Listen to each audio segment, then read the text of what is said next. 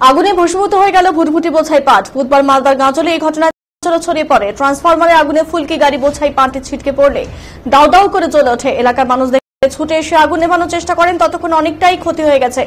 জানা গেছে দিন সকালের দিকে গাজলে হাসিমপুর থেকে 3টি পাট বোঝাই ভুটভুটি পাঁচপাড়ার দিকে যাচ্ছিল। ওই সময় একটি ভুটভুটির পাটে ট্রান্সফরমারে আগুনে ফুলকি এসে পড়লে ভয়াবহ অগ্নিকাণ্ডের ঘটনা ঘটে।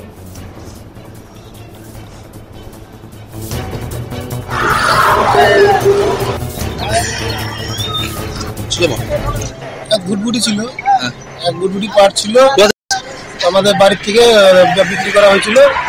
তো সেই পাটটা নিয়ে যাচ্ছিল, নিয়ে যাওয়ার সময় এখানে ইলেকট্রিকের ফায়ারিং হয়েছে। ফায়ারিং হওয়ার পরে নিয়ে যাওয়ার পরে এখানে নিয়ে এসে সব পাটটা নিবানো সব তারা আশেপাশে পুলিশ এসেছিল। কি মনে হচ্ছে কারণ হয়তো ইলেকট্রিক থেকে লেগেছে, সবাই ফায়ারিং হয়েছে ট্রান্সপোর্টেশন থেকে। ফায়ারে গরমের সময় আগুনের কোনো ফুলকি পড়েছে। আমি দেখলাম এই পাটটা কোন দিক থেকে আসছে, কোথা থেকে? ভিতর থেকে আসছিল আস্তে আস্তে, তারপর ভিতর থেকে আস্তে আস্তে দেখলাম যে আগুন আর কি ধরেছে। যার কাছে বিক্রি করছে তার কাছে আপনার নাম? পরিমাণ বিশ্বাস। দেখলেন এখান থেকে?